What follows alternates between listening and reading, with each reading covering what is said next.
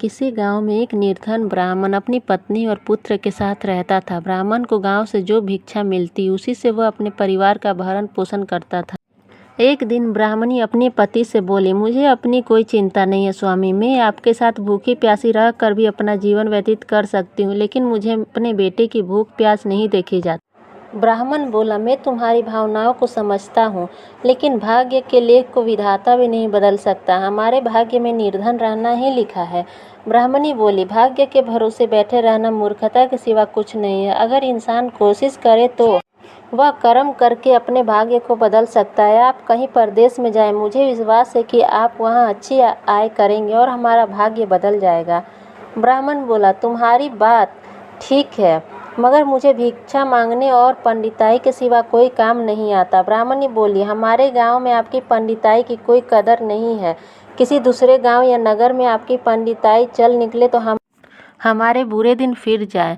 अपनी पत्नी की सलाह मानकर ब्राह्मण दूसरे नगर में पहुंच गया। उसका दुर्भाग्य उस पर घात लगाए बैठा था। नगर में उसे कोई टके सेर पूछने वाला भी नहीं मिला।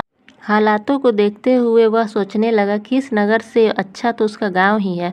नगरवासी तो पूरे नास्तिक है, उसे भिक्षा तक भी देने को तैयार नहीं है। यह सोचकर वह थक हार कर अपने गांव लौट आया और पहले की भांति पंडिताई करके और भिक्षा मांगकर अपना गुजारा करने लगा। एक दिन वह भिक्षा मांगकर लौट रहा था, तभी उधर से भगवान शिव माता पार्वती के साथ गुजरे।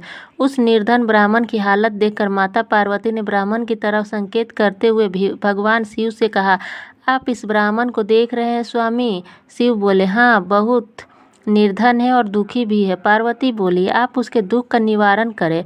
नाथ, एक तो ब्राह्मण, दूसरे दरिद्र, मुझसे उसका दुख नहीं देखा जाता। शिव बोले, यह मृत्यु लोक है प्रिय, यहाँ हर प्राणी किसी न किसी दुख से त्रस्त है। सब अपने अपने कर्मों का फल भोग रहे हैं, तुम किस किस का दुख दूर कर पाओगी? पार्वती बोली, आपको उस निर्धन ब्राह्मण को धनवान बनाना होगा स्वामी। शिव बोले, वह भाग्यहीन है पार्वती, उसके भाग्य में फटे पुराने कपड़े और रूखा सूखा भोजन ही लिखा है। मगर पार्वती अपनी जिद पर अड़ी रही। अंत में हार कर शिव को पार्वती की बात माननी पड़ी। उन्होंने उस रास्ते में, जिस रास्ते ब्राह्मण जा रहा था, सोने की एक ईंट डाल दी। अचानक ब्राह्मण को क्या सूझा, उसने सोचा कि वह आंखें बंद करके कितनी दूर चल सकता है। यह सोचकर वह अपनी आंखें बंद करके चलने लगा और सोने की ईंट के बिल्कुल समीप से होकर आगे गुजर गया। काफ़ी दूर आने के बाद ही उसने अपनी आंखें खोली। यह देख भगवान शिव मुस्कुराते हुए बोले, हमने तुमसे कहा था न प्रिय, वह ब्राह्मण भाग्यहीन है। भाग्यहीन मनुष्य कभी धन प्राप्त नहीं कर सकता। और फिर भगवान शिव पार्वती के साथ कैलाश पर्वत लौट गए। लेकिन वहां पहुंचने के बाद भी पार्वती उस निर्धन ब्राह्मण के बारे में सोचने लगी। वह किसी न किसी तरह उस ब्राह्मण को देखना चाहती थी।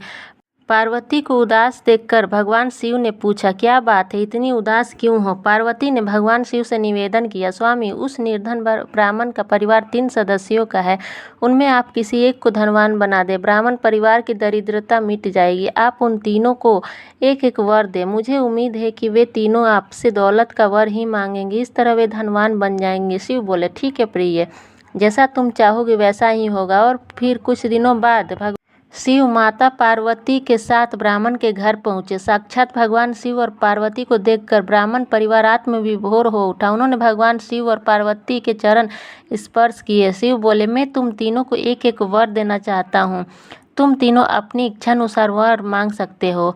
ब्राह्मणी उतावली होते हुए बोली, पहले मुझे वर दीजिए प्रभु।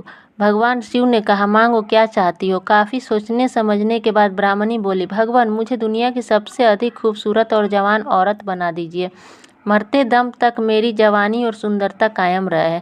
भगवान शिव ने मुस्कुराते हुए कहा, तथास्तु। अगले ही पल बूढ़ी ब्राह्मण एक जवान और खूबसूरत युवती के रूप में बदल गई। उसी समय उनके घर के सामने से गांव के एक जमींदार का पुत्र गुजर रहा था, जो घोड़े पर सवार था।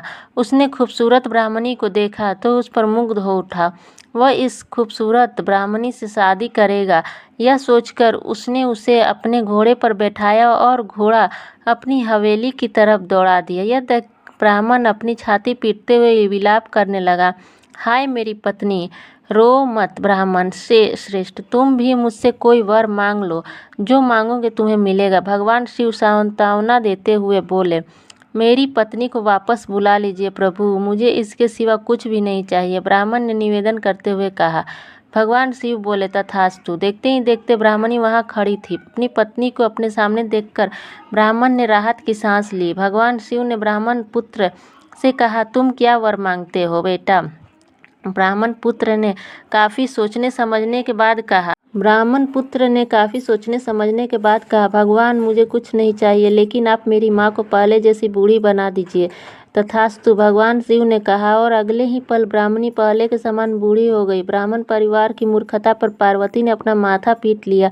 सोचने लगी कि तीनों ही वास्तव में ही भाग्यहीन है। विधि ने उनके भाग्य में जो लिख दिया है उसे देवी देवता भी नहीं बदल सकते हैं।